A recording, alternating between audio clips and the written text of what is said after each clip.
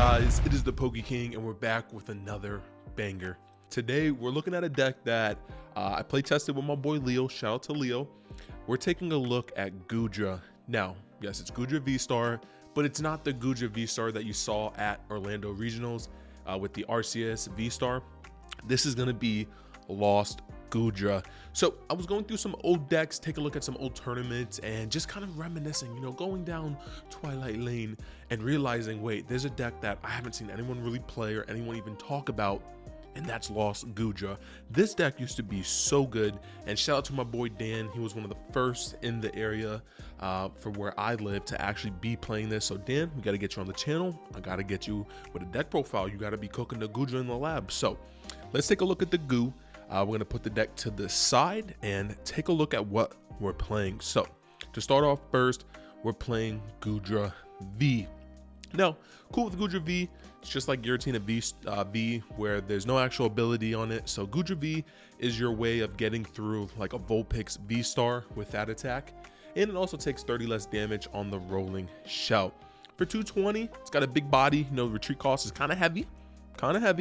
But you know what, we make it work. So you're playing 3 Goodra V.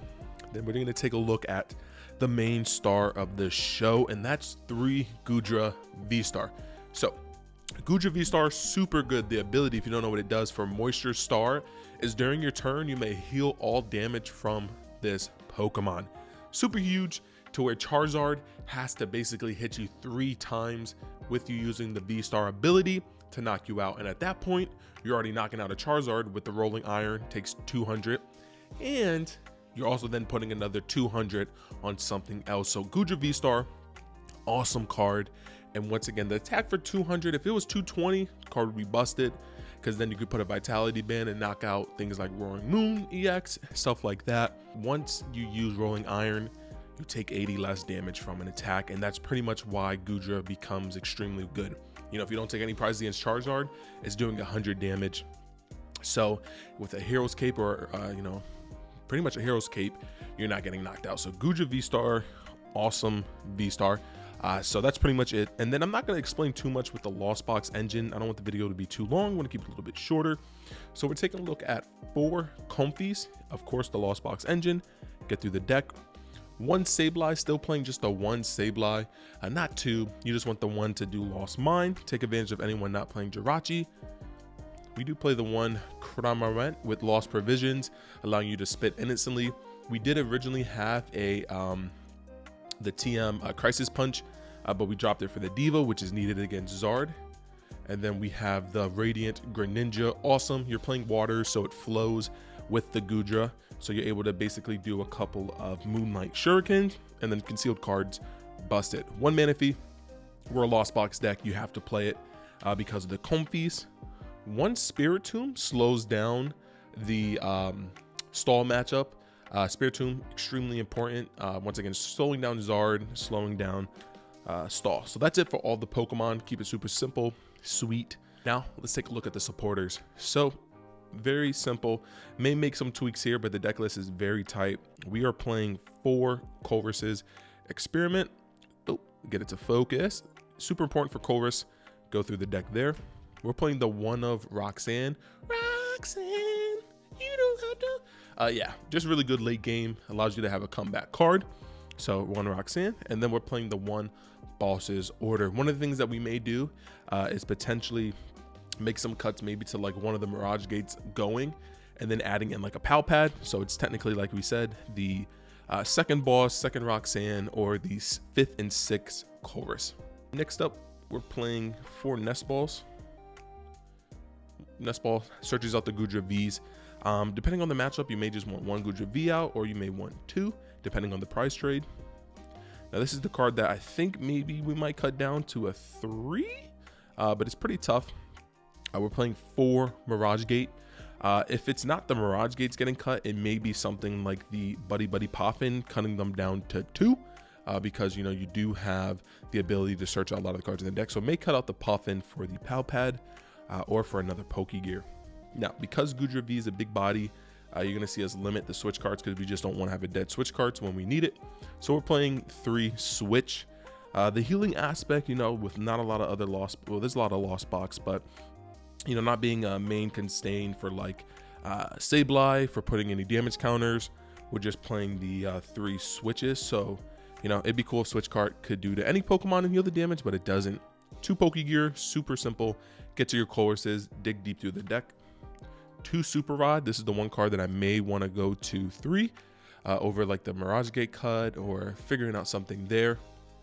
But we're playing the 2 Super Rod. 1 Heavy Ball. A lot of people sometimes don't play this in Lost Box. I like it because it can get you the odd Pokemon out on a Nest Ball. So for example, you know, if you have a Nest Ball in your hand, you use Hisuian Heavy Ball to get back your Greninja, your Goodra V, and then you can Nest Ball for the other Pokemon that you were thinking about. So I do like the Heavy Ball, but this could be one of the cuts as well to play the 3rd Super Rod or put in the Pow Pad. We're playing just 1 Counter Catcher. Take advantage of that. Goodra can be a big tank, and then with the Hero's Cape, and then if it just sticks, if they don't Lost Vacuum the Hero's Cape, you're pretty much going, you're going burr. 1 Lost Vacuum. Once again, this also could be a card that you cut out of the deck as well. It also needs to be clutched to in awkward situations, kind of get you to, you know, that 7th card in the Lost Zone and get you quicker to doing a Mirage Gate. Because the quicker you can do Rolling Iron, the less likely, obviously, they're going to just boss up your Goodra V-Star just sitting or your Goodra V and then KO it. So really important there. 1 Rescue Board.